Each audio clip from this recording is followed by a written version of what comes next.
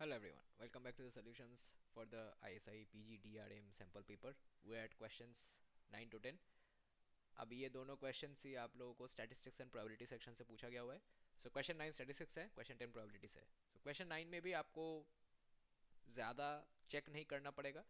आपको जो भी स्टेटमेंट्स दिए हुए हैं उनको आप एक पर्टिकुलर एम से सॉल्व करेंगे तो जो भी इरेलीवेंट ऑप्शन है वो एलिमिनेट हो जाएंगे.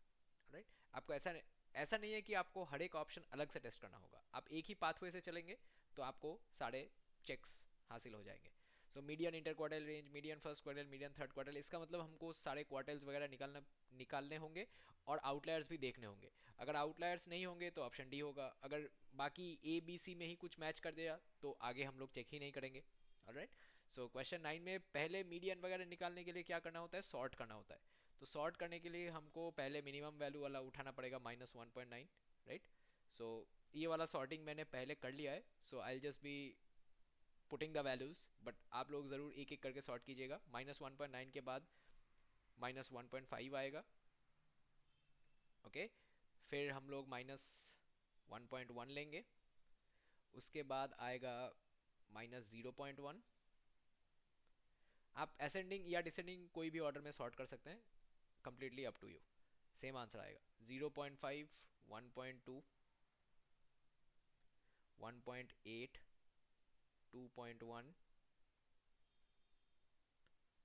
फिर दो 2.8 है. उसके बाद 3.2, 3.9, 4.1. इसके बाद 6.5, 7, 7.2,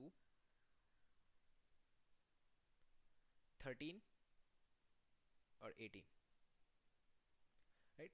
अगर 13 लिखा that is the same as 13.0. So hopefully आप वो समझ पाएंगे. 13.0 को मैंने 13 ही लिख दिया. तो ये असेंडिंग ऑर्डर में सॉर्ट हो गया. अब कितने वैल्यूज है यहाँ पे, कितने वैल्यूज है यहाँ पे दिया हुआ है, नहीं दिया हुआ है. इसका मतलब हमको खुद गिनना पड़ेगा और अगर हमने खुद गिना तो हमको मिलेंगे 18 वैल्यूज. राइट. सो मीडियन क्या होगा, मीडियन होगा average of the ninth and tenth values. तो नाइन्थ और टेंथ वैल्यूज आपको होपफुली वो फॉर्मूला याद है. अगर आपके पास इवन नंबर ऑफ सैंपल है तो आपका मीडियन बनेगा half of n by 2th value plus n/2 plus 1th value. Right. ये मीडियन बनता है. तो हमारे यहाँ नाइन्थ और टेंथ होगा बिकॉज टोटल 18 वैल्यूज हुए. राइट. सो नाइन्थ और टेंथ वैल्यूज कौन से हैं, हम लोग मार्क कर लेते हैं. 1, 2, 3, 4, 5, 6, 7, 8, 9. बड़ा अच्छा डेटा दिया हुआ है. आपके पास दोनों ही सेम वैल्यूज आ गए. इसका मतलब मीडियन का वैल्यू हो जाएगा 2.8. अरे 2.8 मीडियन आ गया. तो मीडियन 2.8 मैच कर रहा है दोनों में ही. राइट. अब हमको इंटर क्वार्टाइल रेंज और फर्स्ट क्वार्टाइल निकालना होगा. ये दोनों ऑप्शंस हो सकते हैं, ये सी वाला ऑप्शन नहीं होगा. तो ये ऑप्शन कट गया, ए बी और डी बचा. तो अगर हमने फर्स्ट क्वार्टाइल निकाल लिया या फिर इंटर क्वार्टाइल निकाल लिया, फर्स्ट क्वार्टाइल निकालने से ही ऑप्शन बी एलिमिनेट हो जाएगा या फिर ऑप्शन ए एलिमिनेट हो जाएगा. राइट. सो ये ही दो ऑप्शन है. तो फर्स्ट क्वार्टाइल का वैल्यू क्या होता है, फर्स्ट क्वार्टाइल का वैल्यू होता है जो आप फर्स्ट हाफ का मीडियन लेंगे. फर्स्ट हाफ का मीडियन लेंगे मतलब आप लोग 1 से लेके 9th डेटा पॉइंट तक एक अलग सा सेट कंसिडर करके मीडियन बनाएंगे और 10th से लेके 18th का एक और होगा. सो 1 से लेके 9th वैल्यू का अगर हमने मीडियन लिया, सो 1, 2, 3, 4, 5, 6, 7, 8, 9. तो इसका मीडियन क्या होगा, इसका मीडियन होगा, हम लोग हिसाब लगाएंगे तो -0.1 आ रहा है. राइट. अगर ये वाला वैल्यू हम लोगों ने इंक्लूड कर लिया सो राइट -0.1 आ जाएगा. बिकॉज नहीं, हम लोग को थोड़ा चेक करना है, ये 2.8 को इंक्लूड करना है. देयर फोर चार वैल्यूज इधर, चार वैल्यूज उधर, तो 0.5 आ रहा है. राइट. सो Q1 0.5 आ गया. अब Q2 देखते हैं. सॉरी Q3, Q2 तो Q3 मीडियन होता है. Q3 देखते हैं. Q3 में हमको ऐसा देखना है, चार वैल्यूज इधर, चार वैल्यूज इधर, 6.5 आ जाएगा. ऑलराइट, सो होपफुली आप लोगों ने ये दोनों वैल्यूज कैलकुलेट कर लिए। अब इंटर क्वार्टाइल रेंज कितना हो जाएगा, ये तो Q3 माइनस Q1 हो जाएगा।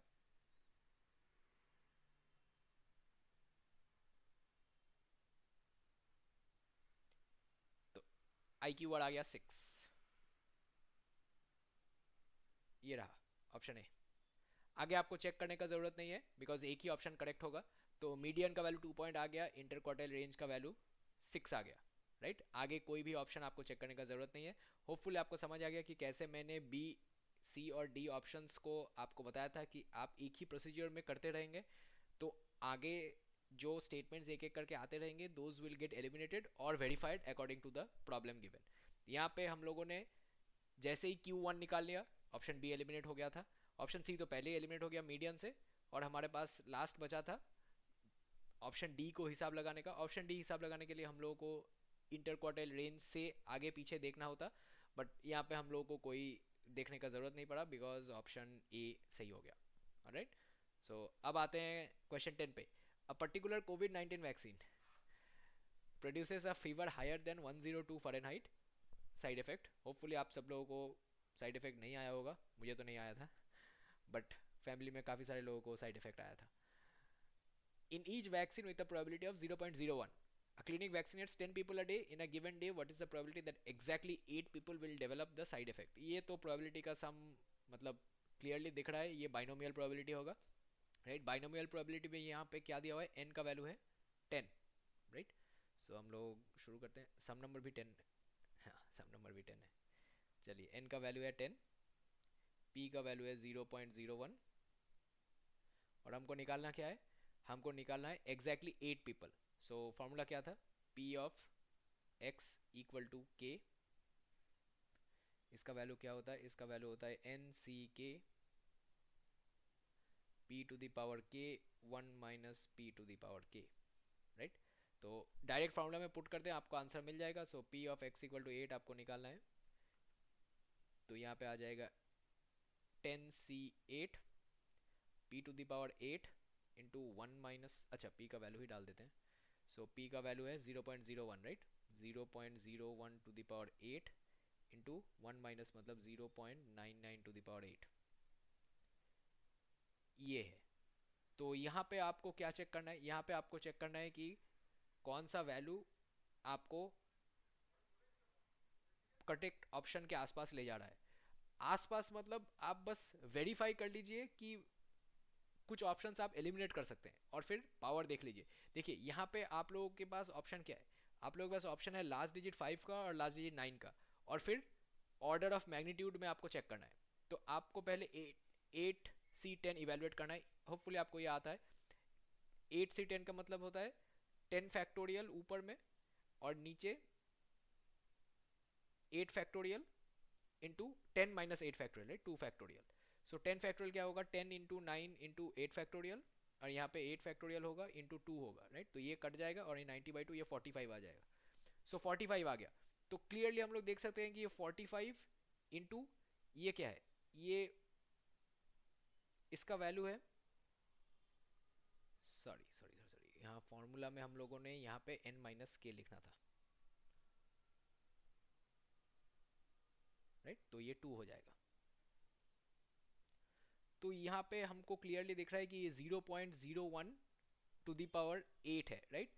0.01 टू दी पावर 8 मतलब 10 टू दी पावर इसका -16 हो जाएगा, right, because 0.01 10 to the power -2 होता है।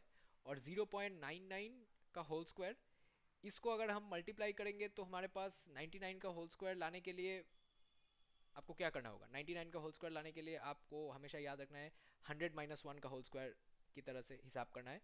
बट जो भी आप हिसाब करें, आपको बस इतना पता होना चाहिए कि ये 99 इंटू फिर 10 टू द पावर -2 है, राइट।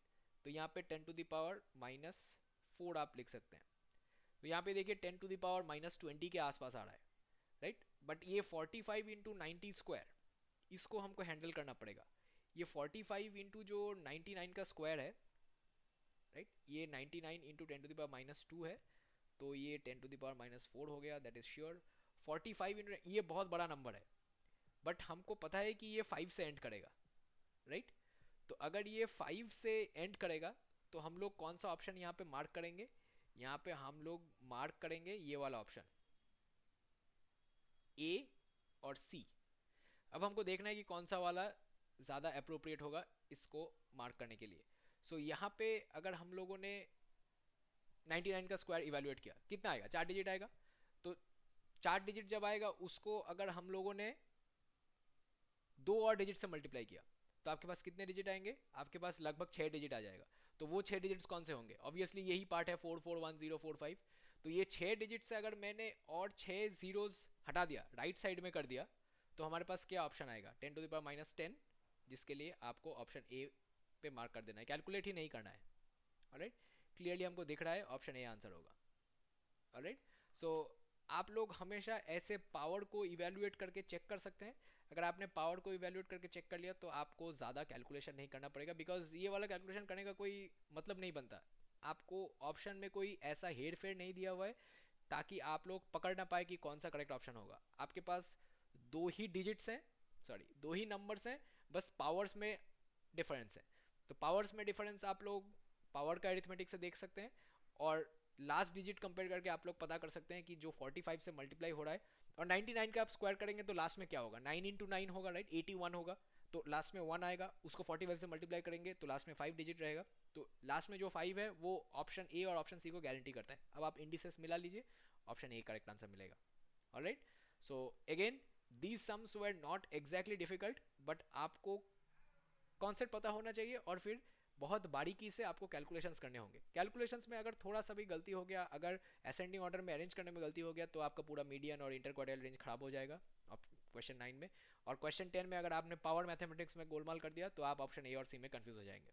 ओके, अगेन ये कुछ ज़्यादा डिफिकल्ट क्वेश्चन तो थे नहीं, क्लास 11 स्टैटिस्टिक्स लेवल का ही है। अगर आपको ये पोर्शन रिवाइज करना है because you went out of touch, आप कोई और फील्ड में काम करना है, then please do not hesitate to contact the numbers and the email ID given in the banner.